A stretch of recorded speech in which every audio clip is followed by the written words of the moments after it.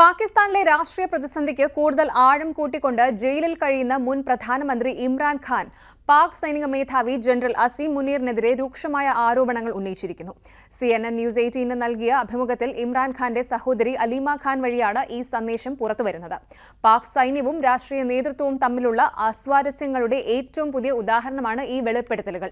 മുൻ Pakistan cricket board PCB chairman Mohsin നഖ്വിയുടെ പ്രവർത്തനങ്ങളുമായി ജനറൽ മുനീറിന്റെ നടപടികളെ ഇമ്രാൻഖാൻ താരതമ്യം ചെയ്തത് ഈ ആരോപണങ്ങളിലെ ശ്രദ്ധേയമായ ഒരു ഭാഗമാണ്.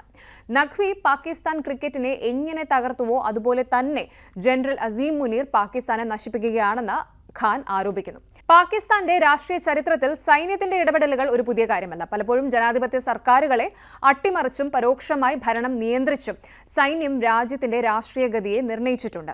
എന്നാൽ ഇമ്രാൻഖാനെ പോലെ ഒരു മുൻ പ്രധാനമന്ത്രി നേരിട്ട് സൈനിക മേധാവിക്കെതിരെ ആരോപണങ്ങൾ ഉന്നയിക്കുന്നത് അസാധാരണമാണ്. ഇത് പാകിസ്ഥാനിലെ ജനാധിപത്യ സ്ഥാപനങ്ങളുടെ ദുർബലാവസ്ഥയെയാണ് സൂചിപ്പിക്കുന്നത്. അഴിമതി, രാജ്യദ്രോഹം തുടങ്ങിയ കുറ്റങ്ങൾ ചുമത്തിയാണ് ഇമ്രാൻഖാനെ തടവിലാക്കിയിരിക്കുന്നത്. എന്നാൽ ഈ കേസുകൾ രാഷ്ട്രീയ പ്രേരിതമാണെന്നും തനിക്കെതിരായ നടപടികൾക്ക് പിന്നിൽ സൈനിക മേധാവിയാണെന്നും ഖാൻ ആരോപിക്കുന്നു. തനിക്ക് നേരിടേണ്ടി വരുന്ന കടുത്ത ഒറ്റപ്പെടലിലും ജയിൽവാസം അടക്കമുള്ള പീഡനങ്ങളിലും തന്റെ നിലപാടുകളിൽ നിന്നും ഒട്ടും വ്യതിചലിക്കാൻ തയ്യാറല്ലെന്ന് ഇമ്രാൻഖാൻ വ്യക്തമാക്കിയിട്ടുണ്ട്. നിങ്ങൾ ഞങ്ങളോട് എന്ത് ക്രൂരത കാണിച്ചാലും ഒറ്റപ്പെട്ട തടവറകളിൽ അടച്ചാലും ഞങ്ങൾ തലകുനിക്കില്ല എന്ന അദ്ദേഹത്തിന്റെ വാക്കുകൾ പാകിസ്ഥാനിലെ പ്രതിപക്ഷ പ്രസ്ഥാനങ്ങളുടെ നിശ്ചയദാർഢ്യത്തിന്റെ പ്രതീകമായി കാണാം.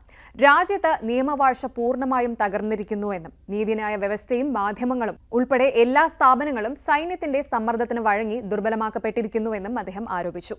ഇമ്രാൻഖാന്റെ ഈ ആരോപണങ്ങൾ പാക് രാഷ്ട്രീയത്തിൽ കൂടുതൽ പ്രക്ഷുബ്ധത സൃഷ്ടിക്കുമെന്നാണ് വിദഗ്ധരുടെ വിലയിരുത്തൽ. ഇമ്രാൻഖാൻ തടവിലാക്കപ്പെട്ടതിനു ശേഷം അദ്ദേഹത്തിന്റെ പാർട്ടിക്ക് ലഭിച്ച പിന്തുണ ശ്രദ്ധേയമാണ്. തിരഞ്ഞെടുപ്പിൽ നേരിട്ട തിരിച്ചടികൾക്കിടയിലും ഖാന്റെ പ്രസ്ഥാനം ശക്തമായി നിലകൊള്ളുന്നുമുണ്ട്. ഇത് സൂചിപ്പിക്കുന്നത് പാകിസ്ഥാനിലെ വലിയൊരു വിഭാഗം ജനങ്ങൾ ഇമ്രാൻഖാൻ ഉന്നയിക്കുന്ന വിഷയങ്ങളോട് യോജിക്കുന്നു എന്നാണ്.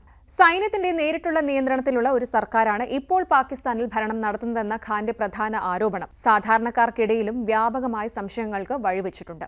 മുൻപും പാകിസ്ഥാനിൽ സൈന്യത്തെ ചോദ്യം ചെയ്ത നേതാക്കൾക്ക് കടുത്ത പ്രതിസന്ധികൾ നേരിടേണ്ടി വന്നിട്ടുണ്ട്. ഈ സാഹചര്യത്തിൽ ഇമ്രാൻഖാന്റെ ഈ നീക്കങ്ങൾ പാകിസ്ഥാന്റെ രാഷ്ട്രീയ ഭാവിക്ക് പുതിയ വെല്ലുവിളികൾ ഉയർത്തുമോ അതോ നിലവിലെ അധികാര ഘടനയിൽ മാറ്റങ്ങൾ കൊണ്ടുവരുമോ എന്ന് ഉറ്റുനോക്കുകയാണ് ലോകരാജ്യങ്ങൾ.